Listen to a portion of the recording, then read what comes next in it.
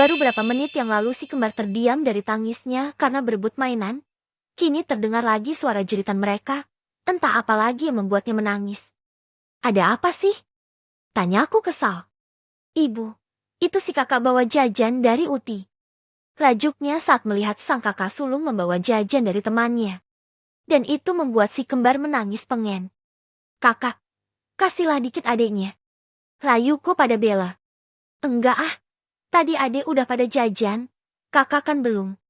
Jawab Bella masih mempertahankan kepemilikannya. Mau itu bu. Ayah juga mau bu. Rengek si kembarku yang menginginkan jajan berkulit hijau bergambar bocah petualang itu. Mungkin seharga 2000 yen. Belum selesai di situ. Si bungsu juga nangis kejar di kamarnya, membuatku lari untuk segera menolongnya. Namun itu tak membuat si kembar pengertian. Justru ia semakin menjadi-jeti nangisnya. Ia membuntutiku hingga ke kamar klorin. Dan ia terus saja menangis. Ibu, mau uang bu. Tangisan klorin pun juga belum berhenti. Serasa kepalaku ingin pecah dibuatnya. Ingin sekali menangis bersama mereka. Tapi rasanya sudah tak pantas. Ibu enggak punya uang. Nak, sebenarnya bisa saja ku kasih uang. Hasil nuyul duit suami kemarin. Tapi karena ada Mas Rian aku berpura-pura saja. Ingin ku lihat sejauh mana ia peduli dengan buah hatinya ini. Wah, mau uang bu. Jeritan mereka semakin kencang. Namun tak ada respon sama sekali dari Mas Rian. Dan itu memancing emosiku. Hingga tanpa sengaja aku meninggikan suara beberapa oktav. Ibu enggak punya uang. Sana minta sama ayah. Bukannya berhenti. Tangis mereka semakin kencang. Dan kegaduhan itu terus terjadi, akhirnya memancing Mas Rian keluar dari sarangnya. Ada apa sih? Ada apa dia bilang? Apa dia tuli? Dari tadi bocil pada nangis pingin jajan. Ayah sama ia mau jajan, ya, tapi ibu nggak ngasih uang. Jawabnya yang masih terus terisak. Sebenarnya ada rasa iba di hati ini. Tapi apalah dah. Di rogohnya saku Mas Rian, ia keluarkan uang paking kecil. 2 keping koin gambar angklung dan ia serahkan kepada mereka. Lantas keduanya bersorak gembira dan berlari keluar. Rasanya hariku tersayat pilu. 1000 dapat apa? Telo yang dimakan kakaknya saja tadi seharga ke-2000. Tanpa berpikir panjang, kurai jilbabku dan bergegas menyusul mereka. Tak ku pedulikan lagi Mas Rian di hadapanku yang kulewatin begitu saja. Dengan menggendong si bungsu dan menggandeng si kembar, ku berjalan menuju toko yang lumayan jauh dari rumah. Karena rumah kami letaknya paling ujung kompleks ini. Tin tin tin. Suara klakson mobil itu menghentikan langkahku. Seorang dari dalam mobil itu menurunkan kaca mobilnya. Seorang wanita dengan kacamata hitam itu menyapaku dengan ramah. Ariin. Loh, Siti. Sapaku. Dia memandangku lekat. Entah mengapa aku merasa tatapan itu terlihat sendu. Lin, ayo masuk. Aku mengikutinya, dan betapa senangnya anakku bisa merasakan duduk di mobil mewah. Di mobil, Siti memutarkan video untuk anak-anak. Sementara ia mulai mengajakku bicara. Arin, ini beneran kamu kan? Iya, Sek. Ini aku Arin. Emangnya beda ya? Bedalah. Jauh banget. Kamu yang dulunya modis, kenapa sekarang jeti begini? Are you okay? Ditatapnya aku sekali lagi. Awalnya aku berusaha tenang. Aku tak ingin masalah rumah tanggaku sampai keluar dari dinding rumah. Tapi nyatanya pertahananku goyah. Bukan bermaksud membuka aib suami. Tapi nyatanya aku butuh berbagi kisah, butuh orang yang bisa mendengar segala keluhku. Tangisku pecah kala menceritakan betapa pelitnya suamiku itu. Aku nggak kuat. Sit. Aku ingin menggugat cerai Mas Rian. Kataku. Jangan gitu, Rin. Enggak semua masalah selesai dengan perceraian. Tapi aku sudah benar-benar jengah. Aku lelah, aku ingin bekerja. Tapi gimana dengan anak-anakku yang gak mungkin aku tinggal? Rin, kamu kan bisa jualan online. Rin, hasilnya kamu bisa pakai buat beli apa aja. Tapi jangan bilang suamimu. Nanti tambah pelit dia kalau tahu istri punya duit sendiri. Aduh, Sid, ini loh.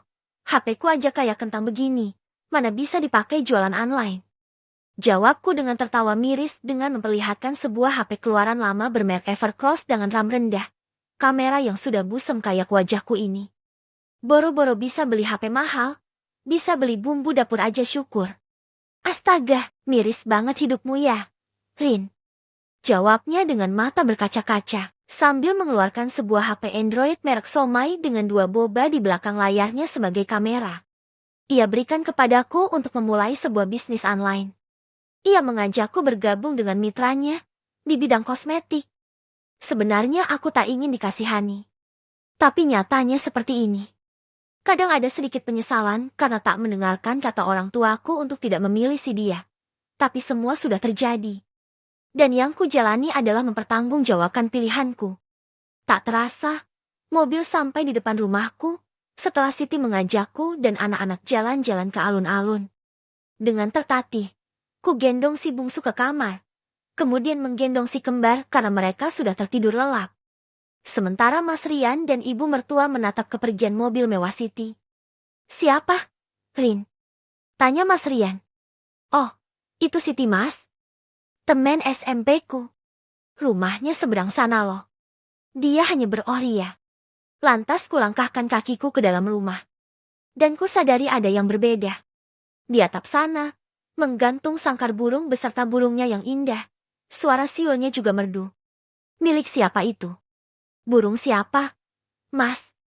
Burung Mas dong. Cantik kan? Baru datang tadi diantar Benny. Aku benar-benar tak habis pikir. Dia bilang tak punya duit. Sekedar memberi uang jajan anaknya aja perhitungan banget.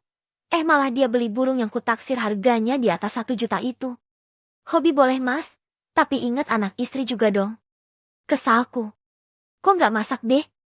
Mas sudah lapar banget, tadi pagi cuma makan mie instan. Masakin dulu Gih. Perintahnya. Aku berlalu saja ke kamar. Sudah beberapa jam aku berada di kamar menemani anak-anakku terlelap. Rasanya tubuh ini belum mau beranjak untuk membuatkannya makan malam. Sementara anak-anak tadi sudah diajak makan Siti di rumah makan Padang. Hingga detik kemudian, terlintas ide Jayo dalam otakku. Kulangkahkan kakiku menuju dapur. Ku siapkan bumbu-bumbu yang dibutuhkan. Ku tengok kanan, kiri. Aman.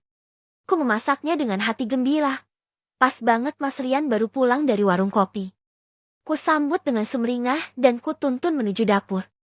Ku hidangkan sebuah makanan yang lezat. Soto Betawi kesukaannya. Ia makanlah dengan lahap layaknya tak pernah makan berhari-hari. Usai makan, ia hengkang dari tempat duduknya menuju teras. 1, 2, ketiga. Hitungku dalam hati. Ari Iin. Tepat hitungan ketiga, suara itu memanggilku.